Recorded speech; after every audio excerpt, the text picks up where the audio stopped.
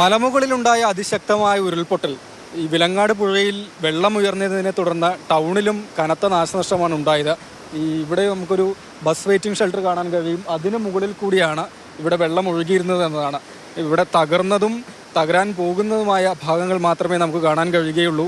കെട്ടിടങ്ങളുടെ ബാക്കി ഈ പുഴയോട് ചേർന്ന് വരുന്ന ഭാഗങ്ങളെല്ലാം തന്നെ തകർന്നു വീഴാറായ അവസ്ഥയിലാണ് എന്നതാണ്. ഒപ്പം തന്നെ മറുകരയിലും അവിടെ നിരവധി കടകൾ ഏകദേശം ഭാഗികമായൊക്കെ തകർന്നു നിൽക്കുകയാണ്. അതുപോലെ റോഡിടിഞ്ഞ് നമ്മളിപ്പോൾ ഈ നിൽക്കുന്നതാണ് വിലങ്ങാട് ചപ്പാത്ത്.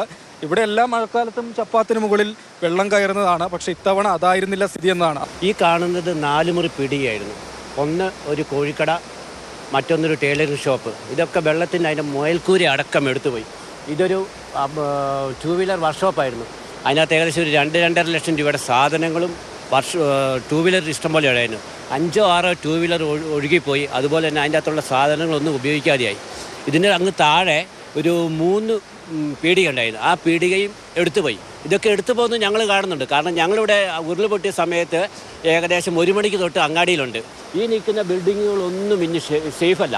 എത്രയും പെട്ടെന്ന് ഗവൺമെൻറ് ഇതിൻ്റെ പുറകെ നമുക്ക് ഈ ആവശ്യമായ നടപടികൾ സ്വീകരിച്ചു തരണമെന്നാണ് ഞങ്ങളുടെ ആഗ്രഹം. ചേട്ടൻ്റെ കടയുടെ സ്ഥിതി എന്താ? കടയിൽ വെള്ളം കയറി, എല്ലാ സാധനങ്ങളൊക്കെ വെള്ളത്തിലായിപ്പോയി. ഏകദേശം എന്ന് പറയാൻ വിലങ്ങാട് ഇനി വെള്ളം കയറാത്ത കടകളെന്ന് പറയുന്നത് നമ്മൾ വിരലിൽ എണ്ണാവുന്നേ ഉള്ളൂ.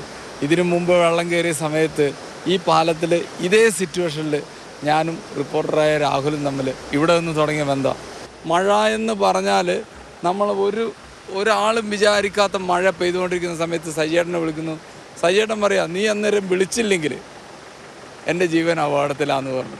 അത്രമേൽ ഉള്ള ഭീകര അന്തരീക്ഷത്തിൽ നമ്മളെ കൊണ്ടാകുന്ന എല്ലാ പണികളും 3 ദിവസം കൊണ്ട് നമുക്ക് ചെയ്യാൻ പറ്റുന്ന രീതിയിലെല്ലാം ചെയ്തു. എന്താ സംഭവിച്ചു? ഞാനിവിടെ ഇവിടെ ഒരു കട ഉണ്ടായിരുന്ന വലിയ പൈസയുടെ നഷ്ടമാണ് കൊണ്ട്. എന്ത് കടയായിരുന്നു? Cool bar and stationery. എല്ലാ സാധനവും വിളിച്ചു പോയി, ഒന്നും ബാക്കിയില്ല.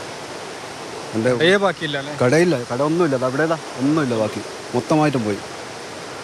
എൻ്റെ ജീവിതം ഇതുകൊണ്ടായിരുന്നു. നമ്മുടെ കടയാണ് സിമെൻറ്റ് കട. കടയിൽ ഫുള്ള് വെള്ളം കയറി. കാരണം ഒരു കാരണവശാലും വെള്ളം കയറാത്ത ഒരു പൊക്കത്താണ് കടയുള്ളത്. പക്ഷേ ഈ ചെറിയ പാലം 3 അടിയും അടഞ്ഞ് ഇതൊരു ബ്ലോക്കായി നിന്നുകൊണ്ട് വെള്ളം റിട്ടേൺ അടിച്ചതാണ്. ഞങ്ങൾ നാട്ടുകാർ മാത്രമാണ് ഈ പാലം നന്നാക്കിയത്.